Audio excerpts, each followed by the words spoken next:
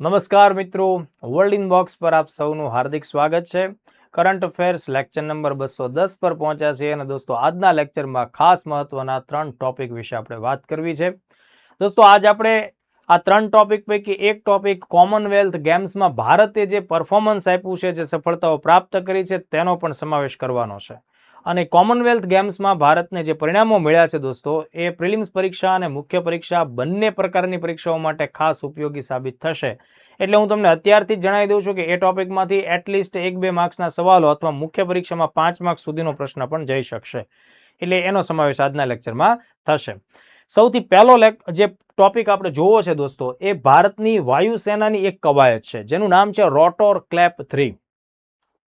ભારતીય વાયુસેનાએ રાજસ્થાન રાજ્યના જેસલમેર જિલ્લામાં આવેલા પોખરણ ફિલ્ડ ફાયરિંગ રેન્જ નામની જે જગ્યા છે, જે મોટાભાગે સૈનિક કવાયતો માટે ખાસ મહત્વનું સ્થાન કહેવાય, તો ત્યાં તાજેતરમાં ભારતની હેલિકોપ્ટર સ્ટ્રેન્થ કેટલી છે, એમાંય ખાસ કરીને યુદ્ધની સ્થિતિમાં એન્ટી ડ્રોન દ્રષ્ટિકોણથી ભારતના હેલિકોપ્ટરો દુશ્મનોના ડ્રોનનો નાશ કરવા માટે કેટલા સક્ષમ છે, એ વાતને ચકાસવા માટે તેનું એક ટેસ્ટ કરવામાં આવ્યો, એક પરીક્ષણ કરવામાં આવ્યું છે. અને એ પરીક્ષણનું નામ શું છે? રોટોર ક્લેપ 3 કવાયત. આ રોટોર ક્લેપ 3 આજે 3 નંબરનો આંકડો એટલા માટે રાખ્યો છે કે અગાઉ આ પ્રકારની 2 કવાયતો ભૂતકાળના સમયમાં થઈ ચૂકેલી છે. આ તાજેતરમાં 2026માં જે જોવા મળ્યું એ આ પ્રકારની ત્રીજી કવાયત છે. અત્યારે દોસ્તો વાયુસેનાની ક્ષમતા જે દેશ પાસે વધારે હશે એ જ દેશ યુદ્ધની સ્થિતિમાં કંઈક નવું સારું પરિણામ પ્રાપ્ત કરી શકે અથવા તો નુકસાનીથી બચી શકે. તમને કદાચ ખ્યાલ હશે કે ભાઈ રશિયા અને યુક્રેન વચ્ચે જે લડાઈઓ થઈ છે અત્યાર સુધીમાં, એ બધી લડાઈમાં મોટાભાગે વાયુસેના અને એમાંય ખાસ કરીને મિસાઇલ અને ડ્રોન ટેકનોલોજીનો જ મહત્તમ અંશે ઉપયોગ કરવામાં આવેલો છે. તો બની શકે કે ભારતને પણ કદાચ ભવિષ્યમાં જો એવી સ્થિતિ સર્જાય લડાઈની, તો દુશ્મનો ભારત ઉપર પણ જો આક્રમણ કરવાનું ઈચ્છા ધરાવતા હોય તો એ આઈધર ડ્રોનથી કરતા હોય અથવા મિસાઇલથી થઈ શકે. તો ડ્રોનથી જો ભારત ઉપર હુમલા કરવામાં આવે, માનવ રહિત જે સંસાધનો હોય, તો આપણા હેલિકોપ્ટર એને તોડી પાડવા માટે સક્ષમ હોવા જોઈએ. એટલે અહીંયા એટેક હેલિકોપ્ટર અને જે વજન ઉચકવા માટેના જે કેરિયર હેલિકોપ્ટર, બંને પ્રકારનો ઉપયોગ અહીંયા કરવામાં આવેલો છે. તો જે મેં વિગતો જણાવી છે એમાંથી પ્રશ્નો આવી શકે. બરાબર. રોટોર ક્લેપ 3, તો પહેલા તો એ કોની કવાયત છે ત્યાંથી ક્વેશ્ચન્સ આવી શકે. એટલે એ ભારતીય વાયુસેના, આ આપણને ખ્યાલ હોવો જોઈએ. ઓપ્શન્સમાં ઇન્ડિયન આર્મી અથવા નેવી અથવા કોસ્ટ ગાર્ડ, આ પ્રકારની બાબતો પૂછી શકાય. તો પહેલા તો અહીંયાથી ક્વેશ્ચન્સ આવે એટલે આ એક એંગલ આપણો ક્લિયર થઈ જવો જોઈએ. હવે બીજી વાત કે ભાઈ આ જે એક્સરસાઇઝ છે મુખ્યત્વે કેવી એક્સરસાઇઝ છે? હેલિકોપ્ટર એક્સરસાઇઝ છે. હેલિકોપ્ટર એક્સરસાઇઝ છે એટલે એ એક એંગલ આપણે ખાસ ધ્યાન રાખવો પડે. આ પોતે ડ્રોન એક્સરસાઇઝ નથી, બરાબર? આ પોતે ડ્રોન એક્સરસાઇઝ નથી. દુશ્મનના ડ્રોનને પાડવા માટે, દુશ્મનના ડ્રોનનો નાશ કરવા માટેની એક્સરસાઇઝ છે. એટલે આમાં મૂળ હીરો કોણ છે? હેલિકોપ્ટર છે. મૂળ સંસાધન કોણ છે? હેલિકોપ્ટર છે. એટલે એ બાબત આપણે ખાસ ધ્યાન રાખવી પડશે. ઓકે, આ જે કવાયત થઈ એ ટોટલ આ પ્રકારની કેટલામી આવૃત્તિ થઈ? તો કે ત્રીજી આવૃત્તિ થઈ. તો એ તો જો કે નામ ઉપરથી આપણને ખ્યાલ આવી જાય. લોકેશન ખાસ મહત્વના હોય છે પરીક્ષામાં. તો મેં તમને જણાવ્યું છે મુજબ રાજસ્થાન રાજ્ય, જિલ્લો જેસલમેર, અને ખૂબ જ પ્રખ્યાત ટેસ્ટિંગ માટેનું સ્થળ છે એ છે પોખરણ ફિલ્ડ ફાયરિંગ રેન્જ. તો આ બધા એંગલ આપણા માટે પ્રિલિમ્સના MCQ માટે ખાસ જરૂરી બની જાય છે. મુખ્ય થીમ મેં તમને જણાવી છે એ રીતે કાઉન્ટર કરવાનું છે, એટલે સામનો કરવાનું છે. કાઉન્ટર તમારે કોનું કરવાનું છે? UAS નું. UAS, જો USA નથી, UAS છે, યાદ રાખજો. UAS એટલે અનમેન એરિયલ સિસ્ટમ, એટલે કે માનવ રહિત હવામાં ઉડાન ભરતી હોય, કામ કરતી હોય એવી સિસ્ટમ, એટલે કે પ્રણાલીઓ, જેને તમે સામાન્ય રીતે UAV અનમેન એરિયલ વ્હીકલ પણ કહી શકો. ડ્રોન જેને આપણે સામાન્ય સાદી ભાષામાં કહેતા હોઈએ એ છે. કારણ મેં જણાવ્યું છે અત્યારની સ્થિતિઓમાં ડ્રોનનો ઉપયોગ ખૂબ વધી રહ્યો છે. માનવ રહિત ઓપરેટેડ સિસ્ટમ જે બધી આ છે એનો ઉપયોગ થાય છે હુમલો કરવા માટે, બોમ્બ ફેંકવા માટે, હવે તો મિસાઇલો દાગવા માટે પણ ડ્રોનનો ઉપયોગ થાય છે. સર્વેલન્સ, કે ભાઈ આપણો દુશ્મન શું કરી રહ્યો છે એ ચકાસવા માટે પણ ડ્રોનનો ઉપયોગ થાય છે. તો કહેવાનો ભાવાર્થ એમ છે કે ડ્રોનનું મહત્વ વધ્યું ત્યારે આપણે એને હરાવવું પણ પડે. આમાં ભાગ લેનારા હેલિકોપ્ટરોમાં એટેક પ્રકારના હેલિકોપ્ટરમાં AH-64 અપાચે આ એટેક હેલિકોપ્ટર છે. ભારત અમેરિકા પાસેથી આ હેલિકોપ્ટર એનો ઉપયોગ કરે છે. અને ઉડતી ટેન્ક પણ કહેવાય, ફ્લાઇંગ ટેન્ક પણ કહેવાય, અપાચે જે હેલિકોપ્ટર છે ને તેને. પછી રશિયા પાસેના Mi-25, Mi-35, બરાબર? આ MI લખેલા જેટલા હેલિકોપ્ટર પણ તમારે ભવિષ્યમાં વાંચવામાં આવે, બરાબર. તો એ એમઆઈ લખેલા જે આવે એ બધા રશિયાની પ્રોડક્ટ છે એવું તમારે સમજવાનું છે. પછી તમે એમ કહો સર એમઆઈ નો ફોન તો ચાઇનાનો છે, એ ડોબાઓ ફોન છે, આ હેલિકોપ્ટરની વાત છે. બરાબર. પછી સ્વદેશ નિર્મિત જે છે HAL પ્રચંડ, તો આ ભારતનું પોતાનું એટેક હેલિકોપ્ટર છે. પ્રચંડ પ્રચંડ હેલિકોપ્ટર છે, વાત સાચી, પણ એટેક માટેનું હેલિકોપ્ટર છે એ વાત આપણે ભૂલવાની નથી. તો આ બધી લડાઈ માટેના સાધનો. પછી ટ્રાન્સપોર્ટર હોય, કેરિયર હોય, એટલે કે વજન ઉંચકવા માટેના સ્પેશિયલ હેલિકોપ્ટર હોય, તો એમાં ચીનુક સૌથી બેસ્ટ એ અમેરિકા પાસેથી આપણે પ્રાપ્ત કર્યું છે. MI-17 અને ALH ધ્રુવ આ આપણે જાતે બનાવેલું છે. તો ધ્રુવ કેરિયર છે, મતલબ કે વજન ઉંચકવાળું હેલિકોપ્ટર છે, અને પ્રચંડ છે એ એટેક માટેનું છે. તો આટલા ફેક્ટ મોર ધેન ઇનફ વાળી બાબત સાથે તમારે યાદ રાખવાના થશે. બીજો જે મુદ્દો છે એ ભારતના પાડોશી દેશ ચીન સાથેના વેપાર સાથે જોડાયેલો છે. દોસ્તો, ભારતનો અત્યારે કરન્ટલી સૌથી મોટો વેપારી ભાગીદાર જો કોઈ દેશ હોય તો એ ચાઇના છે, ત્યારબાદ અમેરિકન, ધેન આફ્ટર UAE છે. એ ક્રમ પણ હું તમને આગળ સમજાવીશ. પણ વાત અત્યારે કેવી રીતે ચીન સાથે જોડાયેલી છે સમજીએ. તાજેતરના સમયમાં ભારત અને ચીન વચ્ચે સિક્કિમમાં આવેલું એક પ્લેસ છે નાથુલા. આ નાથુલા એક એવો પહાડી રસ્તો છે કે જ્યાંથી તમે ભારતમાંથી ચીનના વિસ્તારમાં જઈ શકો અથવા ચીનમાંથી ભારતમાં આવી શકો. એટલે આ પહાડો વચ્ચેની એક એવી જગ્યા છે, એક એવો રસ્તો છે, એક એવો પાસ છે, બરાબર, એક એવો ગેપ વાળી જગ્યા છે કે જ્યાંથી બંને દેશમાં આગમન થઈ શકે, અવર જવર થઈ શકે, વસ્તુઓ જે છે કે વેપાર છે એક દેશમાંથી બીજા દેશમાં થઈ શકે છે. આ નાથુલા નામનો જે પાસ છે દોસ્તો, એ સિક્કિમમાં આવેલો છે. અને એ નાથુલા પાસમાં છેલ્લા કેટલાક વર્ષોથી, બરાબર, છેલ્લા કેટલાક લગભગ 6 વર્ષોથી ભારત અને ચીન વચ્ચે વસ્તુનો વિનિમય બંધ હતો. એટલે કે ભારતમાંથી વસ્તુઓ ચીનમાં અને ચીનની વસ્તુઓ ભારતમાં નાથુલાના માર્ગે આવતી નથી. પણ તાજેતરમાં ભારત સરકારે નાથુલા પાસમાંથી પણ ચીન સાથેનો વેપાર ફરીથી રીસ્ટાર્ટ કર્યો છે અથવા તો રિઝ્યુમ કર્યો છે કે ભાઈ ત્યાંથી એ અવર જવર થઈ શકે. એટલે આપણને પરીક્ષામાં શું પૂછાય કે આ નાથુલા ક્યાં આવેલું છે, એને રિગાર્ડિંગ આપણને પ્રશ્નો આવી શકે. હવે ચલો, એક નાથુલાની આપણે વાત કરી, તો શું આ રીતે બીજા કોઈ પહાડી વિસ્તારો છે કે જ્યાંથી આપણે ભારત અને ચીન વેપાર કરતા હોય? તો કે હા સર, હિમાચલમાં શિપકિલા આવેલું છે, ઉત્તરાખંડમાં લીપુ લેક આવેલું છે. તો આવું બધું પણ આપણને ખબર પડવી જોઈએ, અને સાથે વેપારના કેટલાક જે આંકડાઓ છે પણ ખ્યાલમાં રહેવો જોઈએ. એટલે નાથુલા ઉપર સવાલ આવવાના ચાન્સ છે. તો ભારત અને ચીન વચ્ચે હિમાલયન સરહદે પરંપરાગત જે સરહદી વેપાર થાય છે નાથુલાના માધ્યમથી, એ 6 વર્ષના લાંબા અંતરાલ બાદ ફરીથી શરૂ થયો છે. COVID-19 મહામારી જે આવેલી અને એને ત્યારબાદ જૂન 2020માં જે ગલવાન ઘાટીમાં ભારત અને ચીનના સૈનિકો આમને સામને થયા, થોડોક ઝઘડો લડાઈ જોવા મળ્યું, ત્યારબાદ આ નાથુલા છે ને એનો વેપાર આપણને બંધ થયેલો જોવા મળેલો હતો. તો નાથુલા ઉપરથી સવાલો આવશે, ખાસ સમજી લેજો. નાથુલા, લાનો મતલબ પાસ થાય, બરાબર, નાથુનો મતલબ થાય કાન, પહાડો સાંભળી શકે છે, એ રીતે આ શબ્દ જોડાયેલો છે. તો નાથુલા પાસ એક્ઝામમાં GK point of view, geography point of view પૂછાય તો દેશમાં કયા રાજ્ય સાથે જોડાયેલું થાય? તો કે સિક્કિમ. સિક્કિમમાં પૂર્વ સિક્કિમ જિલ્લો છે એની સાથે જોડાયેલું થાય. સમુદ્ર સપાટીથી 14,140 ફીટની ઊંચાઈ ઉપર આ આખો રસ્તો આવેલો છે, પહાડોની વચ્ચેનો એક આખો બહુ અગત્યનો રસ્તો છે. હવે આનાથી કોનું કોનું જોડાણ થાય? તો નાથુલા પાસ છે એ ભારતમાં સિક્કિમને ચીનના તિબ્બત વિસ્તાર સાથે જોડે છે, બરાબર. તો જે તિબ્બતનો ઓટોનોમસ આખો વિસ્તાર છે, તો જનરલી એવું કહેવાય કે એ આખો અલગ દેશ તરીકેની માન્યતા પ્રાપ્ત કરવા ઝંખતો પ્રદેશ છે. પણ અત્યારે પોલિટિકલી, એડમિનિસ્ટ્રેટિવ અને મિલિટરી પોઈન્ટ ઓફ વ્યૂ એ કોનો હિસ્સો થાય છે? ચીનનો થાય છે. એટલે આપણે ભારત અને ચીન એવી રીતે જ યાદ રાખવું, તિબ્બત ઓટોનોમસ રીજન TAR ની ચુંબી ઘાટીને જોડે છે. તો આ આટલી બાબત થઈ. હવે જુઓ, અહીંયા સુધીના વિગતમાંથી ક્વેશ્ચન્સ આવી જાય, તમને આવડી જશે કે ભાઈ રાજ્ય પૂછી નાખ્યું, તમને આવડી ગયું, બરાબર. તો આ રીતની વાત થઈ. પણ હવે થોડુંક એની હિસ્ટોરિકલ વિગતો અને થોડુંક બીજું મહત્વ હોય એ પણ જોડવું પડે.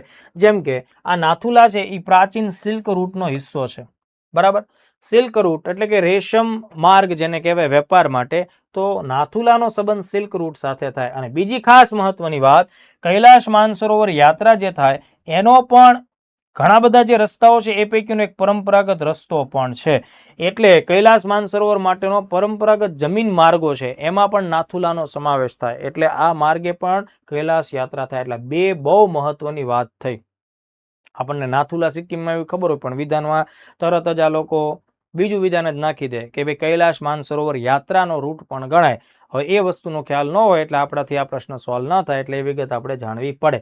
1962ના વર્ષમાં જ્યારે ભારત અને ચીન વચ્ચે લડાઈ થઈ, આ લડાઈને ધ્યાનમાં રાખીને આપણે લોકો એ રૂટ બંધ કરી દીધો હતો, એની ઉપરની અવર જવર બધી બંધ થઈ ગઈ હતી. પણ ફરીથી 2006 એટલે કે લગભગ 20 વર્ષ પહેલા એ નાથુલાને દ્વિપક્ષીય સમજૂતી અંતર્ગત ખોલવામાં આવ્યું છે, એટલે ફરીથી ત્યાં વેપાર ચાલુ થયો છે.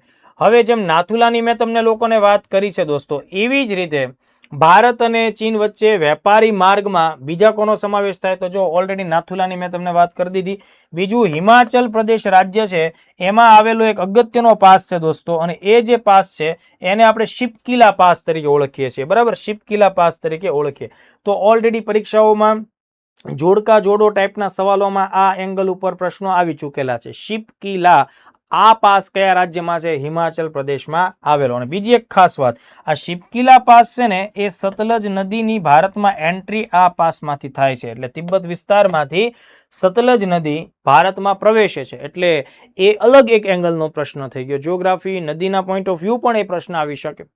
તો સતલજ નદી હિમાચલ પ્રદેશ રાજ્યમાં ભારતમાં પ્રવેશે છે, શિપકિલા ઘાટી અથવા શિપકિલા પાસમાંથી પ્રવેશે છે. એવી જ રીતે ઉત્તરાખંડની અંદર પિથોરાગઢ જિલ્લો છે, ત્યાં બહુ જ અગત્યનો પાસ છે જેનું નામ છે લીપુ લેખ પાસ.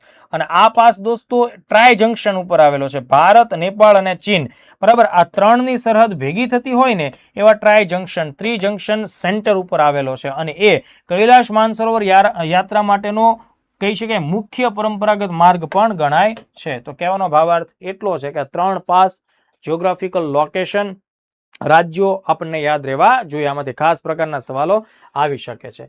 હવે મેં તમને વેપારની વાત કરી છે, તો જુઓ 2025-26 એટલે કે કરન્ટલી અત્યારના સમયમાં ભારત સૌથી વધુ વેપાર, એમાં આયાત અને નિકાસ બંનેને જોડવામાં આવે તો સૌથી વધુ વેપાર આપણો કયા દેશ સાથે થાય છે? ચીન સાથે થાય છે, બરાબર? છેલ્લા 4-5 વર્ષોમાં ચીન અને અમેરિકાનો ક્રમ સ્પર્ધાત્મક રીતે બદલાતો રહેતો હોય. અત્યાર સુધી અમેરિકા હતું, પણ છેલ્લે લેટેસ્ટલી અત્યારના સમયમાં ચાઇનાએ એને ઓવરકમ કર્યું છે, એટલે ચાઇના સાથે આપણે સૌથી વધુ વેપાર થાય છે. બીજા નંબર ઉપર આપણો વેપાર અમેરિકા સાથે, ત્રીજા નંબર ઉપર UAE, યુનાઇટેડ આરબ અમીરાત સાથે થાય, ચોથા નંબર ઉપર રશિયા અને પાંચમા નંબર ઉપર સાઉદી અરબ આવશે. તો આ પ્રથમ 5 દેશો છે, બરાબર? એટલે ચાઇના સાથે આપણે ઓલરેડી અત્યારે $150 બિલિયન થી પણ વધારાનો વાર્ષિક વેપાર પહોંચી ચૂક્યો છે. તો ખાસ મહત્વના મુદ્દાઓ થઈ ગયા. ચાલો, ધેન આફ્ટર આજનો ખૂબ અગત્યનો એક ટોપિક આપણે ધ્યાને રાખવો છે, અને એ છે કોમનવેલ્થ ગેમ્સમાં ભારતનું પરફોર્મન્સ, પ્રદર્શન, ભારતે કેવી સફળતાઓ પ્રાપ્ત કરી છે, એ મુદ્દાઓને ધ્યાનમાં રાખીને ચર્ચા કરવી છે.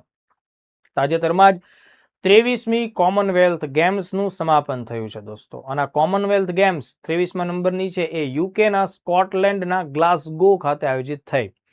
અને આ આખી જે રમત લગભગ 12 દિવસ સુધી ચાલી. આ જે રમત 12 દિવસ સુધી ચાલી ને દોસ્તો, એમાં સૌથી વધુ મેડલ ઓસ્ટ્રેલિયાએ પ્રાપ્ત કર્યા છે, એમાં 70 તો ગોલ્ડ મેડલ છે. ધેન આફ્ટર ઇંગ્લેન્ડ, 3 નંબર ઉપર કેનેડા, અને પછી ચોથા નંબર ઉપર ભારત છે. તો ભારતે ટોટલ કેટલા મેડલ, જેમાં ગોલ્ડ, સિલ્વર અને બ્રોન્ઝ ત્રણેયનો સમાવેશ થાય, તો ટોટલ 39 મેડલ ભારતે જીત્યા છે, જે પૈકી 13 ગોલ્ડ છે, 17 બ્રોન્ઝ, 17 સિલ્વર છે, અને 9 જે છે એ બ્રોન્ઝ છે. તો કહેવાનો મતલબ આ બધા આંકડાઓ તમને ખબર હોવી જોઈએ. પ્રિલિમ્સ માટે હું જે આંકડાઓ આપું યાદ રાખજો, મેઇન્સમાં એટલીસ્ટ તમને 8 થી 10 એવા ખાસ ફીચર્સ, ખાસ અગત્યના ફેક્ટ્સ, પોઈન્ટ્સ યાદ રહેવા જોઈએ, જે તમારે મેઇન્સમાં લખવાના છે એના સફળતાના દ્રષ્ટિકોણથી. તો મેં તમને કીધું છે 23મી આવૃત્તિ હતી, ગ્લાસગોમાં આયોજિત થઈ, એ પણ પરીક્ષા માટે અગત્યનો સવાલ થાય છે, બરાબર? ભારત છે એ ટોટલ મેડલ પ્રાપ્ત કરવાના દ્રષ્ટિકોણથી દેશની દ્રષ્ટિએ ચોથા નંબરનો દેશ બને છે, એટલે આ ક્રમ આપણે ખાસ યાદ રાખીશું. ચોથા ક્રમે ભારત રહ્યું છે, 4th નંબર ઉપર રહ્યું છે. પહેલા નંબર ઉપર મેં જણાવ્યું છે ઓસ્ટ્રેલિયા, બીજા નંબર ઉપર ઇંગ્લેન્ડ, ત્રીજા નંબર ઉપર કેનેડા, અને ચોથા નંબર ઉપર આપણે. આપણા ટોટલ મેડલની સંખ્યા આપણને યાદ રહેવી જોઈએ 39 મેડલ, 39, 40માં એક ઓછો. આપણે ચોથા નંબર ઉપર જઈએ ચોગડો, મેડલ 40ની નિયર બાય છે, 39, એક ઘટે છે, એ રીતે આપણે એને યાદ રાખીએ. જો દોસ્તો, ગોલ્ડની સંખ્યા કેટલી છે? 13. કોઈ પણ ઇવેન્ટમાં જે સૌથી બેસ્ટ પરફોર્મન્સ હોય, પહેલા નંબરનું પરફોર્મન્સ હોય, એના માટે ગોલ્ડ આપવામાં આવે. એનાથી પછીના નંબર ઉપર હોય સિલ્વર કહેવાય, તો 13 ગોલ્ડ, 17 સિલ્વર અને 9 બ્રોન્ઝ. આના ઉપર MCQ બની શકે. 17 જે સિલ્વર છે, બરાબર, એની જગ્યાએ 9 સિલ્વર અને 17 બ્રોન્ઝ આવો ફેરફાર MCQ માં થાય. એટલે આવા આંકડાઓ બદલી શકાય. અથવા સિમ્પલ એવો સવાલ પૂછે કે ભારતે કુલ 39 મેડલ જીત્યા છે, એમાંથી કેટલા સિલ્વર મેડલ છે. MCQ તો કોઈ પણ રીતે બની શકે. તમે ધારો તો આમાંથી 50 સવાલ કાઢી શકો. એવી રીતે પૂછાય કે ભારતે ટોટલ 39 મેડલ જીત્યા, એમાં કેટલા બ્રોન્ઝ છે. ચલો ટોટલ આંકડો જવા દો. તમને ખાલી એમ જ પૂછે કે કોમનવેલ્થ ગેમ્સમાં ભારતે કુલ કેટલા ગોલ્ડ જીત્યા? 13. હવે આપણે કયો આંકડો યાદ રાખીને જઈએ? 39. પણ ટોટલ મેડલ પૂછાય તો 39 સાચો જવાબ પડે. ઇન્ડિવિડ્યુઅલ પૂછાય તો તમારે આ બધા આંકડા યાદ રાખવા પડે. એટલે 13, 17 અને 9. 13 ગોલ્ડ, 17 સિલ્વર અને 9 બ્રોન્ઝ, આટલા મેડલ આપણે ધ્યાન રાખવાના થાય. દેશોનો ક્રમ પરીક્ષામાં પૂછી શકાય. તો મેં તમને જણાવ્યું છે એ મુજબ ઓસ્ટ્રેલિયા પહેલા નંબર ઉપર છે 171 મેડલ સાથે, અને એમાં 70 ગોલ્ડ છે. બરાબર, બાકીના આપણે યાદ નહીં રાખીએ કેટલા ગોલ્ડ, સિલ્વર, બ્રોન્ઝ વગેરે.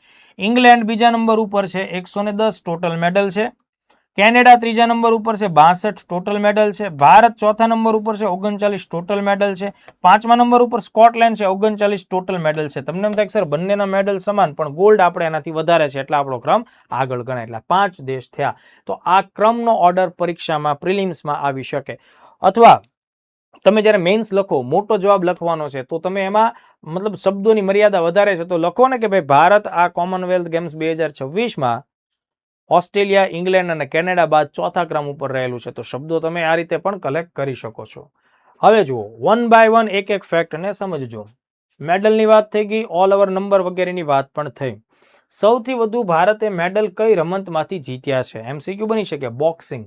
બોક્સિંગમાં દોસ્તો આપણે ટોટલ 10 મેડલ જીત્યા, એમાં 7 ગોલ્ડ અને 3 સિલ્વર થયા. આ dominant force of the games તરીકે આપણે એને ધ્યાને રાખવું પડે. એટલે મેઇન્સમાં તમને એવો સવાલ પૂછાય છે કે ભાઈ ભારતની કોમનવેલ્થ ગેમ્સ 2026ની મુખ્ય સફળતાઓ છે દર્શાવો. આ રીતનો સવાલ આપે. અહેવાલ પણ પૂછી શકાય. તો એમાં તમારે આ વાત ખાસ લખવાની છે કે ભાઈ બોક્સિંગની રમતમાં ભારતને સૌથી વધુ મેડલ મળ્યા છે પોતાના ટોટલ મેડલ ટેલીમાં. ટોટલ 10 મેડલ છે, એ પૈકી 7 ગોલ્ડ અને 3 સિલ્વર છે. એટલે આ એક ફેક્ટ જેટલો યાદ રહી જાય એટલો તમારા માટે કાફી છે. Mirabai Chanu, she is from Manipur state. Mirabai Chanu Olympic medal પણ વિજેતા છે, વેટ લિફ્ટર છે. વજન ઉચકવાની રમતમાં એનું ખૂબ સારું પરફોર્મન્સ છે. લાસ્ટ 3 કોમનવેલ્થ ગેમ્સમાં લગાતાર 3 ગોલ્ડ જીત્યા છે. બરાબર, આ એની અત્યાર સુધીની શ્રેષ્ઠ સફળતા કહી શકાય. જો 2014માં સિલ્વર, 18માં ગોલ્ડ, 22માં ગોલ્ડ અને 2026માં ગોલ્ડ. એટલે 4 ગેમ્સમાં એને ભાગ લીધો કોમનવેલ્થમાં. એ 4-4માં મેડલ જીત્યા. જ્યારે 2014માં પહેલી વાર એને કોમનવેલ્થમાં દાખલા તરીકે ભાગ લીધો તો એ સમયે સિલ્વર અને બાકી નોનસ્ટોપ ત્રણેયની અંદર ગોલ્ડ. નીરજ ચોપરા પણ અહીંયા મેડલિસ્ટ બન્યા છે. 2018માં એને ગોલ્ડ મળ્યો તો અહીંયા એને સિલ્વર મેડલ પ્રાપ્ત કર્યો છે. એટલે 2 અલગ અલગ કોમનવેલ્થમાં ભાગ લીધો અને બંનેમાં મેડલ જીત્યા. આ એક પ્રકારનો વિક્રમ જ કહી શકાય.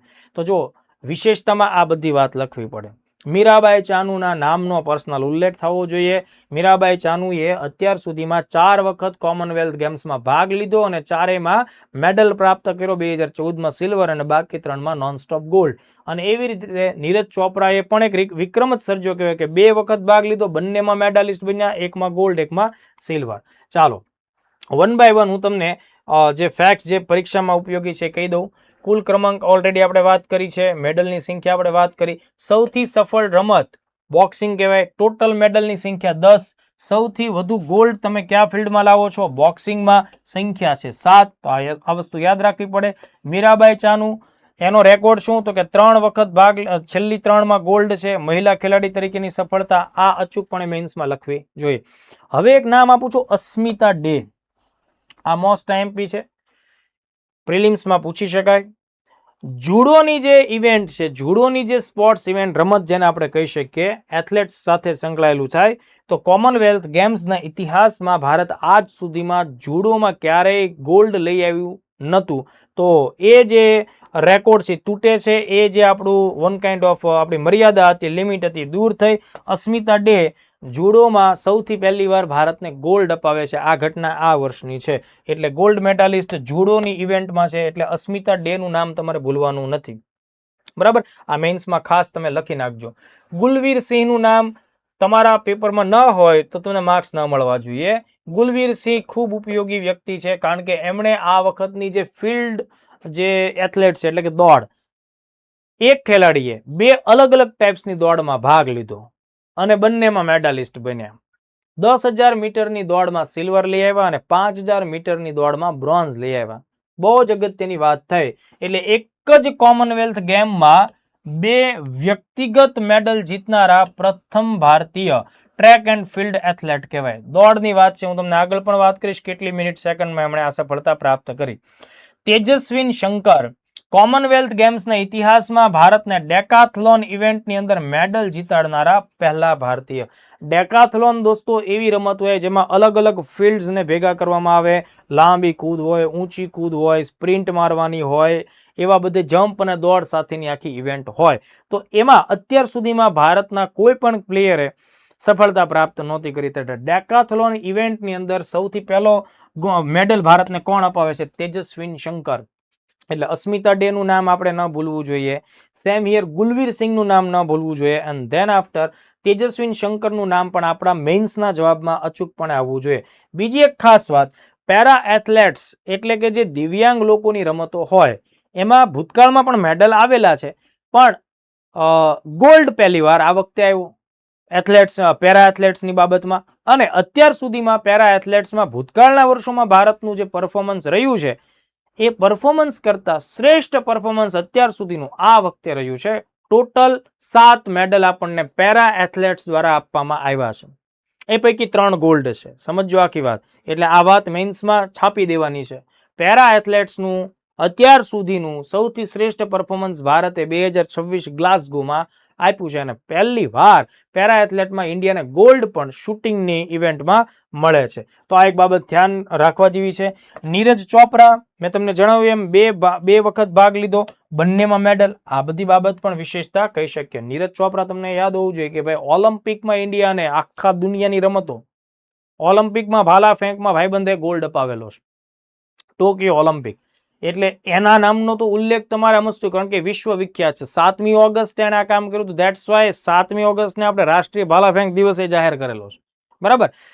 એટલા માટે તમે જ્યારે મેન્સ લખવા જાઓ ને તો એમાં નીરજ ચોપરાનું નામ ન હોય એવું બિલકુલ ન બનવું જોઈએ. બરાબર. ભલે એને આ વખતે સિલ્વર મળ્યો છે કે જે કંઈ પણ મેડલ મળ્યો છે, પણ તમારે ધ્યાન રાખવાનું છે ગોલ્ડ ભલે આ વર્ષે નથી મળ્યો, પણ નીરજ ચોપરાનું નામ લખવાનું જ છે. એના વગર માર્ક્સ ન મળે. એટલે આ તમારે ખાસ લખવું પડે. હવે જુઓ, જેણે આપણને ગોલ્ડ અપાવ્યા છે એમાંથી એક બે નામ યાદ રાખવાનો પ્રયત્ન કરજો. મીરાબાઈ ચાનુ, આખું નામ છે સાયખોમ મીરાબાઈ ચાનુ. વેઇટ લિફ્ટિંગમાં એમને ગોલ્ડ અપાવ્યો. પ્રીતિ પવાર, જેસ્મિન લેમ્બોરિયા, સાક્ષી ચૌધરી, પ્રિયા ધાંગસ અને અરુંધતી ચૌધરી, આ બધા બોક્સિંગના ગોલ્ડ મેડાલિસ્ટ છે. તો આમાં જો મોટાભાગે મહિલાઓ પણ ઘણી બધી છે. મીરાબાઈ ચાનુ, પ્રીતિ પવાર, જેસ્મિન લેમ્બોરિયા, સાક્ષી ચૌધરી, પ્રિયા ધાંગસ, અરુંધતી ચૌધરી. એટલે તમારી જો ક્ષમતા હોય આ બધા નામ તમને એક્ઝેક્ટલી યાદ રહી જાય તો આ મહિલાઓનો રોલ છે એ જ દેખાય છે આમાં. બરાબર. તો આ પણ તમારા માટે એક અગત્યનો પ્રશ્ન થાય કે ભાઈ આ વખતે મેડલ જીતનારી મહિલાઓ છે એના એક્ઝામ્પલ્સ આપો. તો આમાંથી તમે 4-5 નામ આપી શકાય. મેં જુડો વિશે તમને વાત કરી. અસ્મિતા ડે અને હર્ષ સિંઘ આ બંને જુડોમાં ગોલ્ડ લેવા છે પોતપોતાની ઇવેન્ટમાં. પહેલો ગોલ્ડ અસ્મિતા ડે દ્વારા લાવવામાં આવ્યો. આ તેજસ્વિન શંકર છે, ડેકાથલોન મેડલ પહેલી વાર લાવે છે. બરાબર. તો આ ફેક્ટ યાદ રાખીશું. ગુલવીર સિંહ, બરાબર, 10,000 મીટરની દોડ છે એમાં સિલ્વર અને 5,000માં બ્રોન્ઝ લઈ આવે છે. પેરા એથ્લેટ્સમાં 3 ગોલ્ડ 2 સિલ્વર અને 2 બ્રોન્ઝ ભારતને મળે છે. આ યાદ રાખજો, પેરા ગોલ્ડ વાળું. 3 ગોલ્ડ 2 સિલ્વર 2 બ્રોન્ઝ. અને એમાં પણ હું તમને એક નામ આપું છું, શર્મિલા ઢાંખડ. ભારતને અત્યાર સુધીમાં પેરામાં પહેલો ગોલ્ડ અપાવનારા આ વ્યક્તિ છે શર્મિલા ઢાંખડ. બરાબર. પછી આ જો બોક્સિંગ વાળા છે, જુડો વાળા છે, આ બધા ગોલ્ડના લિસ્ટ છે. દિલીપ ગાવિત છે, સોમન રાણા છે, આ બધા લોકોએ પણ આ પેરામાં આપણને ગોલ્ડ અપાવ્યા છે. તો શર્મિલા ઢાંખડ પરીક્ષામાં પૂછી શકાય. શર્મિલા ઢાંખડ પેરા એટલે દિવ્યાંગ લોકોની ઇવેન્ટ છે ને એમાં ઇન્ડિયાને આજ સુધીનો પહેલો ગોલ્ડ કોમનવેલ્થનો શર્મિલા ઢાંખડે અપાવેલો છે. ગુલવીરની આપણે વાત કરી તો ગુલવીર છે એને એક જ રમતમાં મતલબ એક જ કોમનવેલ્થ ગેમ્સમાં બે અલગ અલગ ઇવેન્ટમાં ભાગ લીધો અને બંનેમાં મેડલ જીત્યો. તો એ વ્યક્તિ જે જીત્યો 10,000 મીટરમાં મેં તમને હમણાં વાત કરી સિલ્વર મેડલ જીતે છે. 10,000 મીટર એટલે 10 કિલોમીટર થાય દોસ્તો. 27 મિનિટ અને 49.78 સેકન્ડમાં એણે આ રમત પૂરી કરી દોડ અને સિલ્વર મેડલ જીત્યો. તમારે પીએસઆઈમાં 5 કિલોમીટર દોડવાનું હોય છે એટલે 5,000 મીટર. આ ભાઈબંધે જુઓ 5 કિલોમીટર એટલે કે 5,000 મીટરની દોડ કેટલા ટાઈમમાં પૂરી કરી? તો કે 13 મિનિટ અને 24.95 સેકન્ડમાં. 13 મિનિટ 24.95 સેકન્ડમાં. મતલબ આપણને તમે લોકો દોડતા જ તમને ખ્યાલ હશે કે સાહેબ આ કેવી રીતે પોસિબલ બનતું હશે, આની પાછળ આ માણસે કેટલો ભોગ આપ્યો હશે. તો યાદ રાખો ગોલ્ડ નથી, બ્રોન્ઝ છે. એનો મતલબ કે બે પ્લેયર એનાથી તે ઓછા સમયમાં આટલું દોડી ગયા છે. તો આટલા ફેક્ટ્સ આપણે ખાસ યાદ રાખવાના થાય છે. નેક્સ્ટ ટાઈમ એટલે કે જ્યારે 2030ની કોમનવેલ્થ છે દોસ્તો, જો આ પીટી ઉષા છે ભારતના ઓલિમ્પિક એસોસિએશન છે ને એના અત્યારના વડા છે અને સાહેબનું નામ તો તમને ખ્યાલ જ છે, સંઘવી સાહેબ, બરાબર. તો હવે કોમનવેલ્થનું નેક્સ્ટ આયોજન ઇન્ડિયામાં થશે, અમદાવાદમાં થશે, બરાબર. તો એ આપણને એ જવાબદારી મળી છે, બરાબર. તો અમદાવાદમાં કોમનવેલ્થનું આયોજન 2030માં થાય. આ પણ પ્રિલિમ્સ માટે આઈએમપી છે, એ પણ ઓલરેડી આપણે ઘણીવાર ચર્ચામાં એની વાત કરી ચૂકેલા છે. તો કહેવાનો ભાવાર્થ એમ કે આના ઉપર લઈને ગુજરાતમાં ખાસ પ્રશ્નો આવવા જોઈએ. તો આટલા મુદ્દાઓ ખાસ યાદ રાખો. હવે આ 3 ટોપિક આપણે ભણ્યા, આમાંથી આપણે લોકોએ પ્રશ્નો સોલ્વ કરવાના છે. પણ પ્રશ્નો સોલ્વ કરું એ પહેલા એક નાની એવી બાબતની જાહેરાત છે, તમારા માટે, તમારા મિત્રો માટે ઉપયોગી સાબિત થશે.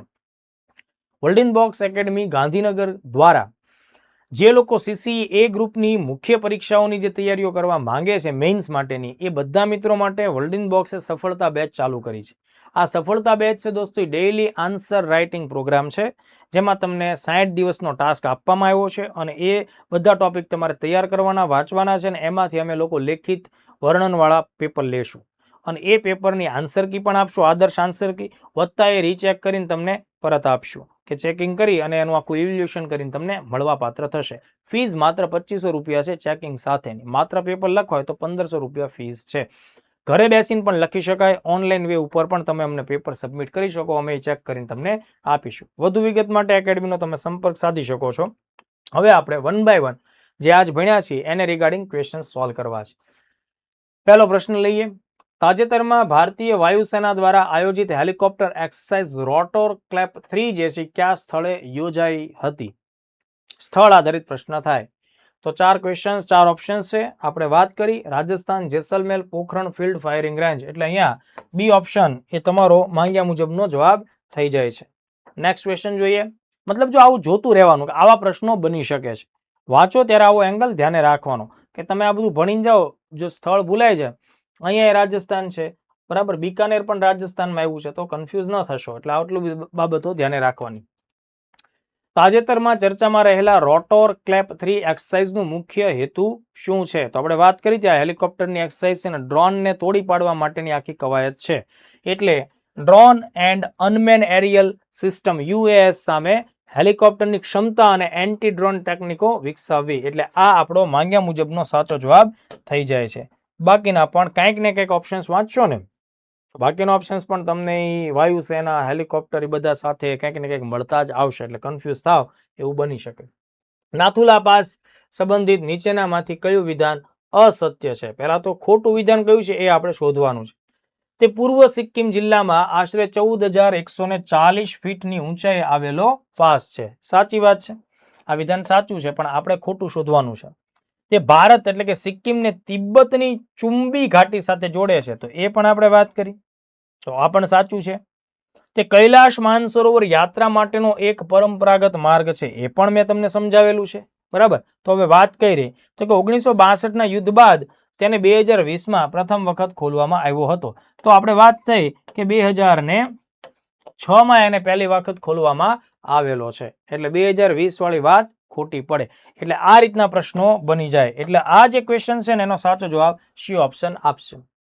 હિમાચલ પ્રદેશના કિન્નોર જિલ્લામાં આવેલો શિપકીલા પાસ કઈ નદીના ભારતમાં પ્રવેશ માટે જાણીતો છે? તમને જવાબ આવડે જ છે, બરાબર, તમે ટીક મારી જ શકો છો. સતલજ નદી એ આપણો માંગ્યા મુજબનો જવાબ થશે. ઉત્તરાખંડના પિથોરાગઢ જિલ્લામાં ભારત, નેપાળ અને ચીનના ત્રિજંક્શન નજીક કયો પર્વતીય ઘાટ કે પાસ આવેલો છે? તો ઉત્તરાખંડમાં મેં વાત કરી છે લીપુ લેખ, એટલે અહીંયા જે ડી ઓપ્શન છે એ તમારો સાચો જવાબ બને છે. ચાલો 2025-26 ના સંદર્ભે ભારતના પ્રથમ 3 સૌથી મોટા વેપારી ભાગીદાર દેશોનો સાચો ક્રમ કયો છે? તો આર્થિક સર્વેક્ષણ 2025-26 ને આપણે ધ્યાને રાખવું પડશે. તો જુઓ, બધા ઓપ્શન્સમાં દેશો 3 જ છે, પણ એનો ક્રમ થોડો ઘણો ફેરફાર વાળો છે. એટલે અહીંયા બી ઓપ્શન ઉપર નજર કરો તો પહેલા નંબર ઉપર ચાઇના, પછી અમેરિકા, ધેન આફ્ટર યુએઈ. તો આ ઇકોનોમિક્સને લગતો ક્વેશ્ચન્સ થઈ જાય. આગળ વધીએ. કોમનવેલ્થ ગેમ્સ 2026માં ભારતે 13 ગોલ્ડ, 17 સિલ્વર અને 9 બ્રોન્ઝ સહિત કુલ 39 મેડલ મેળવીને ટેલીમાં કયો ક્રમ પ્રાપ્ત કર્યો છે? તો આપણને ખ્યાલ છે કે આપણે ચોથા ક્રમ ઉપર બિરાજમાન છીએ. તો અહીંયા આ રીતનો ક્વેશ્ચન આવે. તમને જો અહીંયા મેં બધું આપ્યા છે આંકડાકીય માહિતી, આવું ન પણ આપે, માત્ર સીધો જ ક્વેશ્ચન આવે કે ભાઈ મેડલ ટેલીમાં ઇન્ડિયાનો રેન્ક કેટલામો છે. નેક્સ્ટ, કોમનવેલ્થ ગેમ્સની મેડલ ટેલીમાં 70 ગોલ્ડ સાથે કયો દેશ પ્રથમ સ્થાને રહ્યો છે? ઓસ્ટ્રેલિયા, એ ઓપ્શન બરાબર, એ તમારો સાચો જવાબ થઈ જશે આ પ્રશ્નમાં. કોમનવેલ્થ ગેમ્સમાં સતત ત્રીજી વાર ગોલ્ડ મેડલ જીતનાર ભારતીય વેઇટ લિફ્ટર કોણ બન્યા છે? 4 ઓપ્શનમાંથી તમારે સી ઓપ્શન પસંદ કરવાનો. સાઈખોમ મીરાબાઈ ચાનુ, મણિપુરથી બિલોંગ કરે છે. અને મેરી કોમનું નામ સાંભળ્યું છે, બોક્સર, એ પણ મણિપુરથી બિલોંગ કરે છે. ખાસ મહત્વની વાત થઈ. કોમનવેલ્થ ગેમ્સના ઇતિહાસમાં જુડો રમતમાં ભારત માટે પ્રથમ ગોલ્ડ મેડલ જીતનાર ખેલાડી કોણ બન્યા? તો આપણે વાત કરી અસ્મિતા ડે. તો આ ઓપ્શન્સમાં ટોટલ જુડોમાં આપણને 2 ગોલ્ડ મળ્યા છે. તો હર્ષ સિંહ અને અસ્મિતા ડે આ બંને ગોલ્ડ જીતેડા. સૌથી પહેલો કોણે જીતેડો? અસ્મિતા ડે. એટલે આ એ ઓપ્શન છે એ આપણા માટે જરૂરી થાય. તો હર્ષ સિંહ અને અસ્મિતા ડે આ બંનેનું નામ આપણે યાદ રાખવાનું થશે જુડોની રમતને ધ્યાને રાખીને. કોમનવેલ્થ ગેમ્સ 2026માં ભારત માટે સૌથી સફળ રમત કઈ રહી કે જેમાં ભારતે સૌથી વધુ 10 મેડલ, એમાં 7 ગોલ્ડ અને 3 બ્રોન્ઝનો સમાવેશ થાય, 3 સિલ્વરનો સમાવેશ થાય. તો એ કોણ છે, એટલે કઈ રમત છે? તો જો weight lifting, judo, boxing, athletics. બોક્સિંગમાં આપણે મેક્સિમમ મેડલ્સ જીત્યા છીએ, 10 મેડલ. એટલે ખાસ મહત્વની વાત થઈ. એક જ કોમનવેલ્થ ગેમ્સની આવૃત્તિમાં 2 વ્યક્તિગત મેડલ જીતનારા પ્રથમ ભારતીય ટ્રેક એન્ડ ફિલ્ડ એથ્લેટ કોણ બન્યા? ગુલવીર સિંઘ, આપણે એનું નામ ભૂલવાનું નથી. 10,000 મીટરમાં સિલ્વર, 5,000 મીટરમાં બ્રોન્ઝ જીત્યા છે. તો આઈ થિંક લગભગ 10 કે 11 જેટલા મેં તમને એમસીક્યુ અત્યારે સોલ્વ કરાવ્યા મિત્રો. આજનો લેક્ચર ખાસ મહત્વનો છે. તમને કદાચ આ લેક્ચર થોડો લેન્ધી લાગ્યો હોય તો એનું કારણ એ છે કે એમાંથી ખાસ પ્રશ્નો આવતા હોય એટલે આપણે ઉતાવળ કર્યા વગર અને શાંતિથી સમજવું, ભણવું પડે. નેક્સ્ટ ડે પાછા નવા ટોપિક સાથે મળીએ છીએ. જય હિન્દ, જય ભારત.